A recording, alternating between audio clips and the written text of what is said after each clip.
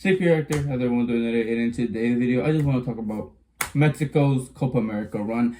In the last video I made, it was before Copa America started. I called their Copa America. I made a prediction on how they're going to do in Copa America and how their 2026 project is going to be. And I called it going to be a massive failure. It's a time bomb waiting to happen. I still think that. But real quick, I just want to talk about how they did in Copa America. When they faced against Jamaica, I didn't watch the game. I was at a party. But what I heard and what I've seen from replays is that no one was dominant. I mean, it was pretty much equal. I mean, a little bit on Jamaica's side, but Mexico did get that golazo from Arteaga, and they won the game 1-0.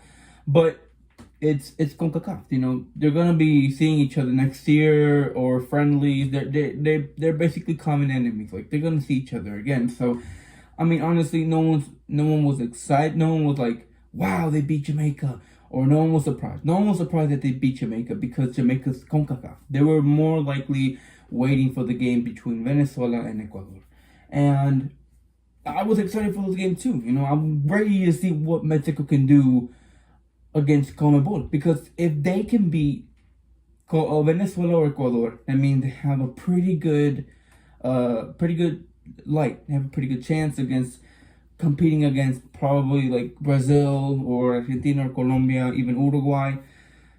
Not Uruguay. But that was just completely off the window how they lost against Venezuela. Listen, when I looked at the game against Venezuela, I just saw a bunch of crossing. A bunch of fucking crossing. Long ball crossing. And to be honest, it did create pretty good chances. Venezuela played more composed, more tactical a little bit. Mexico was more like, I'm gonna cross the ball and I pray for a Hail Mary. Like, what the fuck? And it actually kind of did work, because we almost scored the fastest goal in Copa America history when Santi Jimenez missed it. Now, I'm not going to say, this guy missed it, how did he miss it? Everyone can miss that. You know, it was quick pace. He wasn't there at the moment, you know, but the thing was, it wasn't consistent. The crossing, or like, how would I say it? Santi Jimenez didn't get there in time. It's okay. That happens sometimes in strikers, in soccer, but if there was no more chances like that. After that, it was more like crossing. Venezuela was there, they headed out, stuff like that. Like, they keep on doing the same thing over and over again. I barely saw any difference during the whole game, during the second game, in the second half. I mean, they didn't change tactically at all. And then Venezuela got the dub from the penalty. And they won. So Mexico needed that win to advance to the elimination round, and they'll face Argentina. But they had to face against the biggest team in that group, which was Venezuela. How many handballs Ecuador supposedly had, and the referee didn't even call not one of them. And I really, really hated how Ecuador, when some Mexican came in there and they did a normal touch, they fought he hurt me, he was at my presence, and he jumped in. I understand that this game was important for both of them. They both needed to win. It was a win-win situation. Well, for Ecuador, it was a win tie. So they had more excuse to waste time. I get that, but it was just so mad how the referee couldn't at least give him a yellow card for wasting time, bro. The game is important for both sides, I know, but make it fair. At least get rid of one of the players for wasting time for the next game against Canada, right? At least eliminate one of their players for the next game or something. Like, bro, yellow card them, not one yellow card, not one of them. Like, bro, when Mexico get in their presence, they fall, and then they were like, okay, come on, examine him. He be crying, and then when the referee says it's it's Venezuela's ball, they're like, oh, it's our ball. Okay, I'm good. Let's keep on playing, boys. Like, no, no, no, bro. Please give him a yellow card for wasting time, bro. Gosh damn. And then the two handballs, right? Chino Huerta, one of them, the referee didn't see. When Chino Huerta was at the edge of the box, he crossed it in. Ecuador touched the ball, supposedly, in an unnatural position. He called it, I think it was corner kick. I don't remember, but they were calling hand. There was no hand, supposedly, in the discussion. And then when Ecuador fucking, I don't know who did it, Hipachi or someone did, I don't know who. No, yeah, Hipachi. I don't know who did it, but supposedly when the ball was kicked to them, he kicked him with his heel, like, I don't know, like his ball went up and then his hand was like this. He kicked it up like that. I don't know. I don't remember how the motion did it, but basically the ball was right here in this section right here, and he moved it like that. This man was holding it. This man was holding it between this section right here for 5 seconds, so he can turn the ball away and then kick it. It looked like a straight handball, but I'm not gonna argue with that rule. I'm not gonna argue against that rule. The only one I'm gonna argue about when Chino Huerta crossed the ball, like at the edge of the box, the ball hit his hand. That's the only one I'm arguing about. And then the penalty. Mexicans were so excited. Like, yes, penalty. It's a penalty. And that was the only time. Not the handball with Chino Huerta. Not the handball when the fucking heel and hit his hand.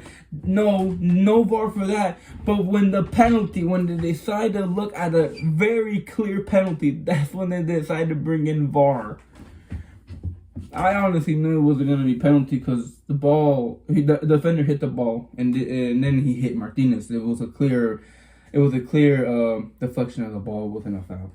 Mexico, what they have is heart and passion and aggression. I saw those traits in the Copa America. The 3 matches we played in Copa America, I saw heart, determination, and passion. Those things I saw, I think, were missing, but I clearly see that a lot of players have that. What they're truly are missing, though, is creativity and leadership. Edson Alvarez got injured in the first game against Jamaica. He got injured. Leadership was not there. Creativity. Luis Romo and Charlie Rodriguez. Luis Romo played decently. He played his role right, but he is not creative at all.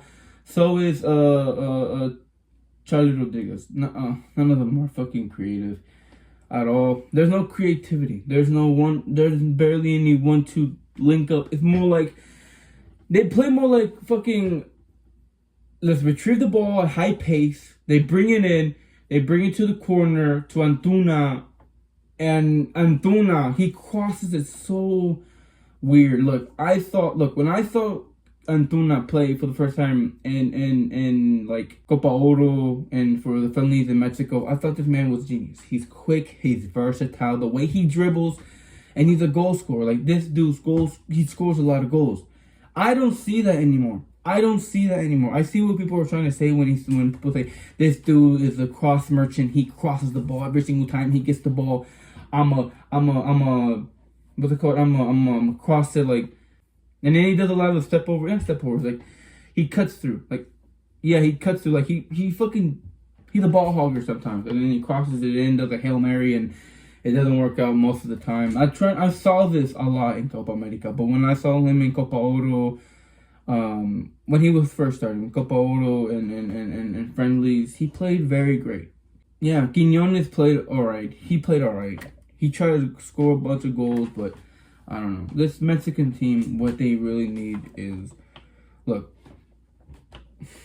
it's something that will not change in the next 2 years. It really isn't, because between the staff, the coaching, the players, they have a lot of heart. They have a lot of passion. It looks like they do truly care.